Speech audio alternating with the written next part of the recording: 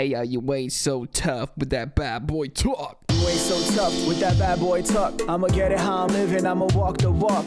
Outline my lines, I rap through thought. Yo, what's poppin', and welcome back to the channel Football Therapy with me, your host Jan, avec moi, your host Jan. Bienvenue mon chien. I help you, chien as in channel, not chien as in dog. I think that's right. Welcome back. I hope you're doing well. I really do hope that. And yes, Chelsea news this video. So welcome to Chelsea news. Today we're discussing a few things. Chelsea's really rather impressive big chances created statistic, which will blow fragile little minds. Dortmund links to Chilwell, how Dortmund rejected Chelsea for Chile B. Interesting. Stefan Borson, the Man City supporting absolute whopper that goes on TalkSport, has done an article on Football Insider speaking about Chelsea selling themselves, the women's team, which is another thing to speak about. And if we have time, we can speak a little bit about a midfielder we've looked at from Getafe, and possibly a little bit on Romeo Lavia loving, should we get there. So yes, it's going to be a great video, insightful, hopefully. Thank you as always, guys, for joining me. Thank you for supporting the content. It really does mean a lot to little old me, and you can do so simply by liking and subscribing. And if you do choose to subscribe, you should turn on notifications by hitting the bell icon and saying, "Oh, all notifications on," because Yannick's wicked. I don't want to miss a thing. First of all, off on a serious note, of course it's the 22nd, so it's a time of reflection of the tragic loss of Matthew Harding, who sadly died, of course, on the 22nd October 1996. Chelsea hero, Chelsea fan, kept us afloat. Major, of course, contributed to Chelsea keeping us going in difficult times. So, yes, warm, heartfelt thoughts, messages, feelings towards his family. And, of course, us Chelsea fans will be forever grateful for his contributions. I think it was a good moment to sort of just reflect. All right, then. We are going to get into the Chelsea news then. First of all, let's talk about these courtesy of WhoScored.com, which, of course, as many of you know, has been and is a Chelsea, my brain, dude. a football stats website. Chelsea as well, though. And most big chances created in the Premier League this season. Top of the ruddy tree, mate. Chelsea Football Club. Chelsea are the most creative offensive team in the Premier League with 26 big chances created.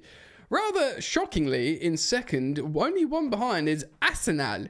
Now, Arsenal have been more defensive and pragmatic of late under Mikel Arteta. He's gone full terrorist ball, hasn't he, Arteta, with a lot of his just scoring off set pieces. I suppose set pieces count with big chances, maybe, if they land on the noggin of some geezer who's in space. Yeah, so it's Arsenal in second, top of the table Liverpool in third, Villa in fourth, and a couple of points dropped off from that. In fifth is Fulham. But the most salient and important point here is Chelsea. Chelsea create a lot of chances, bro. Heck, we score a lot of goals. Gills? We score with gills, mate. We get with gills. We're Chelsea. Kings of the King's Road. We get gills. We score goals. Goals. Because we create a lot of chances. We probably could be a little bit more clinical and convert more. But, yeah, we're a good attacking team. If we just, find a way to defend better, Robert Sanchez, we can, be truly great. Most chances, big chances in the Premier League. We them boys. All right, let's move on. Let's keep this train going. So I'm not going to share the article here because it's riddled in advertisements. And should I do that on my YouTube channel, I will get in trouble. So you'll have to take my word for it that I'm citing stuff here.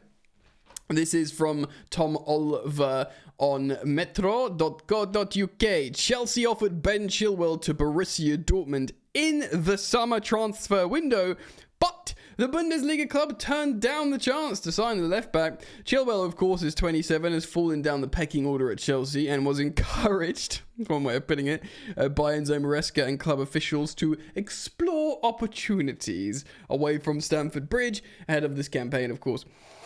It led to Chilwell being named as a member of the so-called bomb squad in the media with Sterling and Chalobah and Chukwuemeka and Cassidy. Of course, Chilwell has featured in the Barrow game off the bench, but it looks like he is not part of the gang. He's just not part of the plans, really, is he? Which is something we've done to death, so we won't go over the details of that. But according to Sky Deutschland, Dortmund officials discussed a proposed bid for Chilwell after Chelsea made contact in the summer, only to decide against a move before the transfer deadline. Of course, as well, they had Ian Maatsen at left back, so in terms of Chelsea loanee left backs, they were doing pretty well, and they wanted to sign Maatsen on a permie in the summer. But Chelsea got a great offer from, we got 40 million or something for him. We got great money from Aston Villa. Of course, we did the old switcheroo, didn't we, with Amari Kellyman. Someone said him in the comments the other day. Yeah, Amari Kellyman, he is a Chelsea player that costs 20 million quid or something. yeah. And he's injured, so he's not been playing. He's injured. But is he good? He's hella skinny. His frame looks quite slight still, but apparently a very good footballer. And midfielders, in fact, let's just talk about it now briefly. Well, let's just wind it down. Chilwell, Dortmund would have been a good move. Don't know why they don't want him anymore. Maybe if they're still inverting the left back. Same problem at Chelsea. There is a club for Chilwell out there. He's an excellent left back.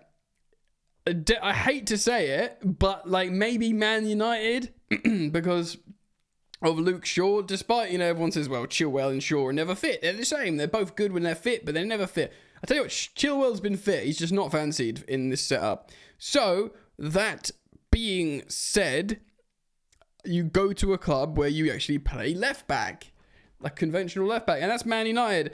You go to Man United, you get paid lots of money, you get to be an important player.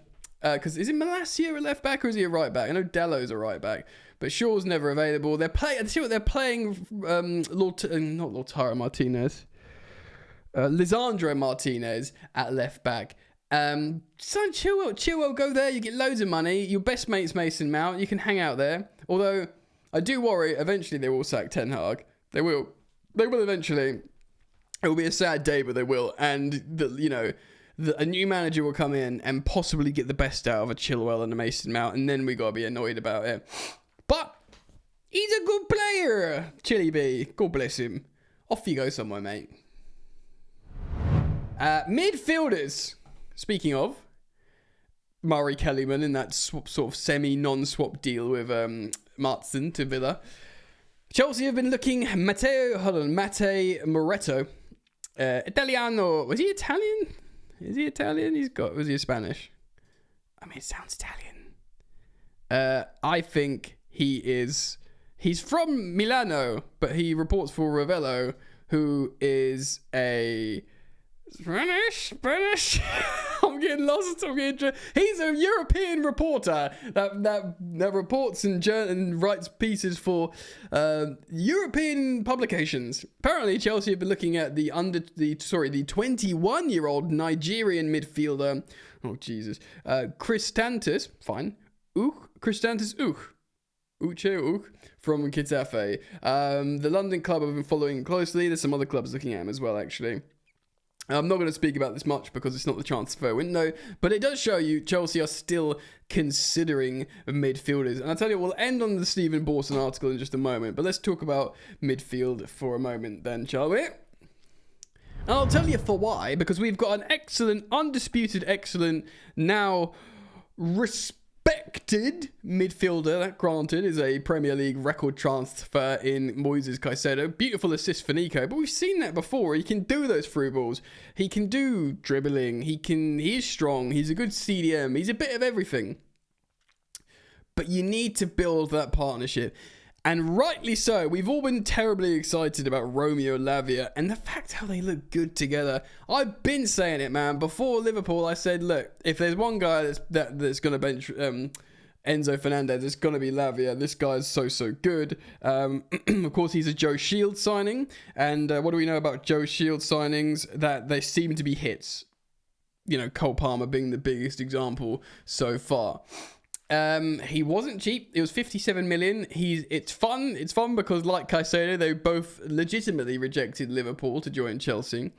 Caicedo because he'd felt courted by Chelsea, and you know there's a little bit of Chelsea fandom there. But he saw the plan. He saw the pitch for him and the long-term planning. You know, of the young players all growing and developing together and join. I think Romeo Lavia was disappointed with Liverpool. Is a little bit more being pushed away rather than being drawn towards. But of course, Chelsea is an exciting project and what a big club and yada yada yada. Still, it looks like those two could complement each other really well. There was a very short amount of time under Pochettino's tenure where Gallagher, Fernandez and Caicedo looked like this perfect balance three, but it really didn't last. It was being talked about as this formidable midfield three that perfectly balanced each other, but they never really locked into that groove. It lasted a few weeks max, and that narrative left and was changed. And then we started under Enzo Maresca, who's looking at Enzo Fernandez, his namesake, thinking, right, he's already spoken about it in press conferences, how he'd like him to be that Declan Rice sort of figure for Arsenal, who can play in deeper positions, but can get forward and occupy that left channel, like Declan Rice does for Arsenal, and help the attack. I mean, I think Enzo's a little bit more of a less blood and thunder action, probably a little bit more cultured, but in some ways less effective than Declan Rice. So I'm trying to be as balanced as possible here. So we saw at Anfield, actually, it was Malo Gusto that was like doing the underlap and going into that number 8 position. It was quite a hybrid, interesting tactic from Maresca, which, by the way, I just want to highlight at this point. Enzo Maresca is not this my way or the highway, one-plan, dogmatic manager that we were told to expect from Leicester, that he only plays one brand of football, his idea, they call it. He only plays his idea, and it's just his idea. He seems really tactically flexible. Inverting either side of the fullbacks, playing a flat back four and not inverting any fullbacks, playing like Cucurella or indeed Malo Gusto in that underlapping number 10 position that Enzo Fernandez is supposed to be doing. Really tactically flexible, and I think over time people are going to realise that more and more. So the midfield, Romeo Lavia and Moises Caicedo look superb. I said it before we signed him, or when we were, whatever, easy for me to say, when we were linked to him, Romeo Lavia that is, that he's a little bit akin to sort of Kovacic in terms of his ball carrying, but he looks like he's just the more obvious functional partner to Caicedo in terms of a midfield that keeps you safe, that keeps you structurally sound. Enzo Fernandez is a little bit of I wouldn't even say flair, like he's like a luxury midfielder that you're relying on to be a functional, pragmatic midfielder, if that makes sense. I hope you guys are with me. So interesting that we're looking at more midfielders. Enzo Fernandez. What's going to happen, long term? Look, I'm not saying this guy is bad. He won man of the match against Liverpool the season before. He's a great player. Does he fit? We'll find out.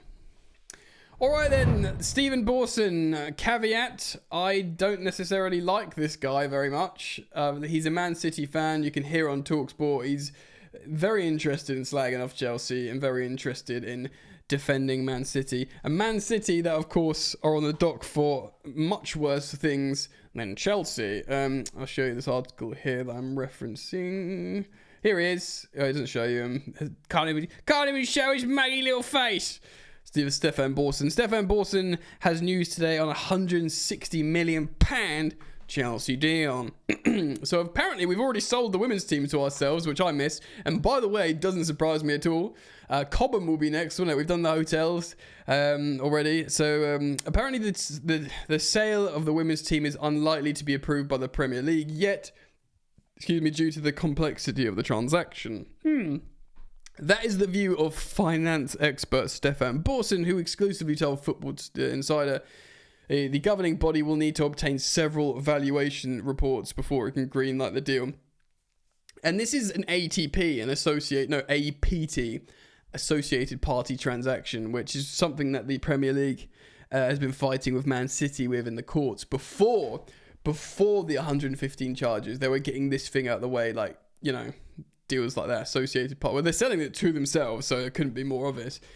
So Chelsea got to transfer the ownership of the women's team to the Blue Co company in June to help the losses for the 23-24 campaign last season. The London Giants previously sold the club hotels, of course, that we knew, to avoid breaching PSR rules, which were approved, by the way, much to the disappointment of Stefan Borsen here. He insists the women's team sale, which Chelsea are said to value at around £160 million. That seems like a lot. I mean, we spend a lot on the women's team. They're super winners. But to remind you, I believe Newcastle United, wasn't that sold for £300 million, like the whole club, including, like, you know, the stadiums, St James's and stuff, only 300 million. So more than half of that is just Chelsea's women's team. Correct me if I'm wrong in the comments, because I may be wrong, but that's what I seem to remember. It's likely to take more than 100 working days before receiving the necessary approval. It will be going through a process, he told Football Insider. We know that when it was completed in the end of June, we know it was very unlikely something would have been approved by now, given the time scale and those associated party transactions. Yeah, the ruling. We know something complex like this probably takes about 100 plus working days on the current timetable. I can't imagine that it's going to take less. What they are going to have needed to get hold of is a load of corporate finance type reports, of effectively valuation reports. Yeah, it seems like a lot of money for the women's team, but we are the best women's team in town, so there is that as well. That would look at comparative transactions that have been done in the women's game, all this sort of stuff to try and come up with fair value. I mean, how many sales have been done in the women's game?